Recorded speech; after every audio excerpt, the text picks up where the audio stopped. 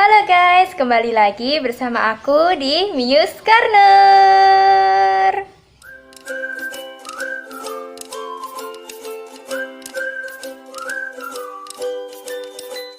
Halo guys, udah lama ya nggak kejumpa sama aku karena di akhir-akhir ini aku padat banget jadwalnya karena ternyata di pendidikan di semester 3 ini aku kan sekarang nempuh pendidikan semester 3 kan, dan itu jadwalnya padat banget, merayap, banyak tugas, banyak praktikum guys. Jadi aku nggak ada waktu buat bikin konten, dan aku kemarin baru selesai UAS. Sekarang aku mau bikin video lagi.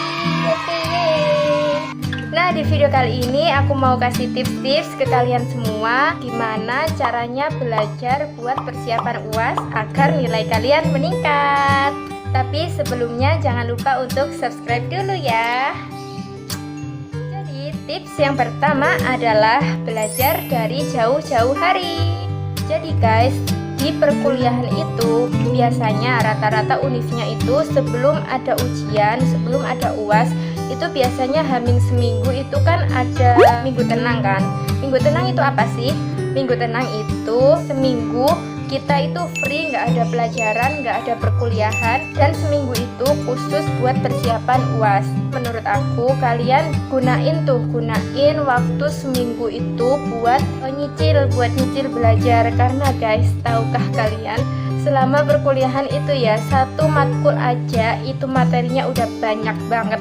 Jadi kalau kalian cuma belajar sehari, hamin satu ujian, aku rasa waktunya nggak cukup sih buat ngehafalin, buat memahami materi. Kecuali kalau bukan tipe orang yang pelupa kayak aku, ya boleh-boleh aja sih belajar hamin satu. Tapi kalau saran aku lebih baik cicil dari jauh-jauh hari. Nah, cara nyicilnya gimana sih? Kalau aku itu kan waktu aku yang kemarin itu kan seharusnya ujiannya itu kan tanggal 3 kalau nggak salah, iya 3 Januari kan.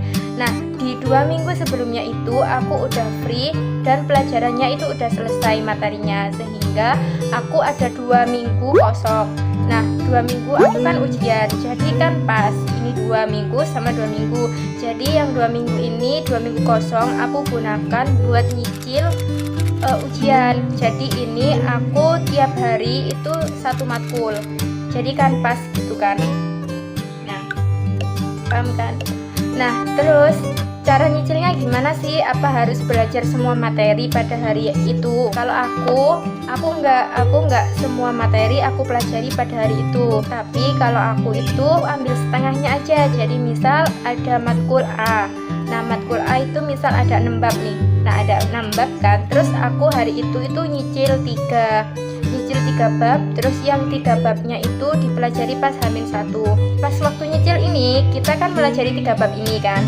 Nah, itu kita maksimalin belajarnya buat ngehafalin, buat memahami. Jadi pas waktu udah mau ujian kita tinggal review aja biar tidak lupa. Lalu tips yang kedua adalah cari teman belajar. Aku menyarankan tips yang kedua ini kalian benar-benar lakuin sih, karena menurut pengalaman aku sendiri itu worth it banget. Kita itu bisa berdiskusi dengan teman kita dan kita itu bisa mengasah otak kita gitu. Apa yang kita pelajari itu udah cukup apa belum. Kalau belajar bareng itu nggak harus banyak orang kok, itu tergantung dari pribadi kamu masing-masing. Kalau aku nggak cocok buat belajar dengan orang banyak ya, jadi aku belajar bareng buat sama satu teman aku aja.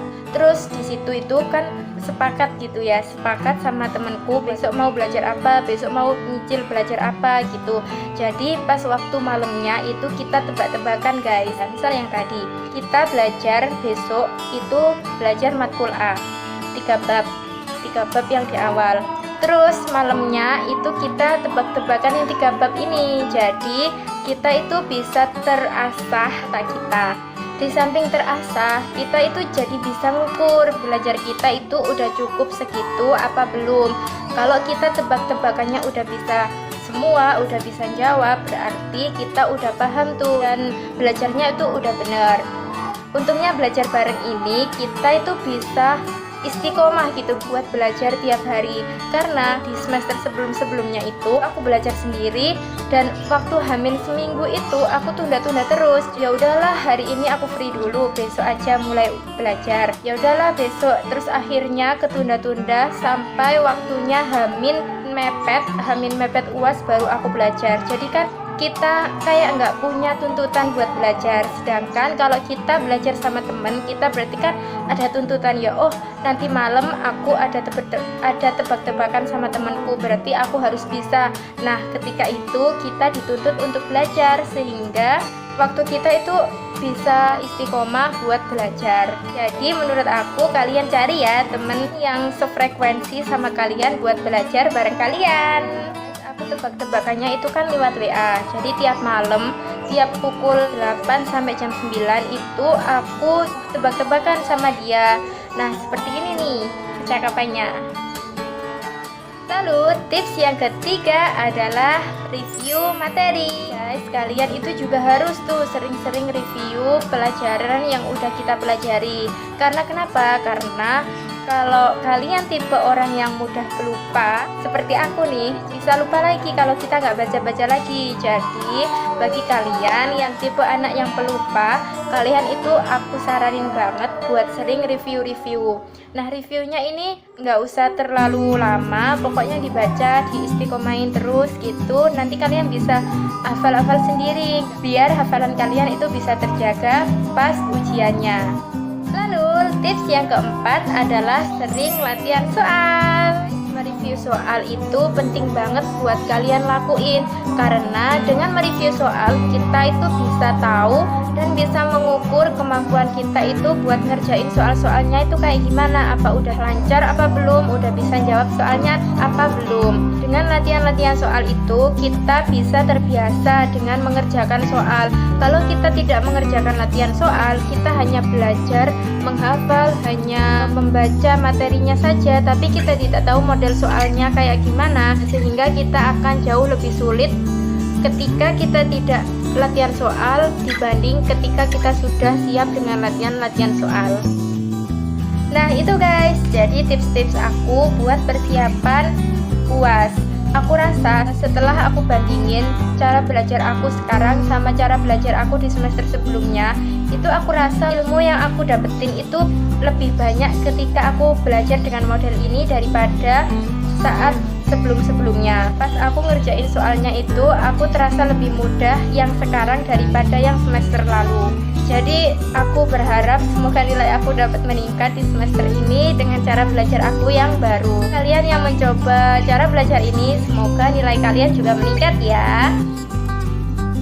Terima kasih yang udah nonton. Jangan lupa untuk like, komen, dan subscribe ya.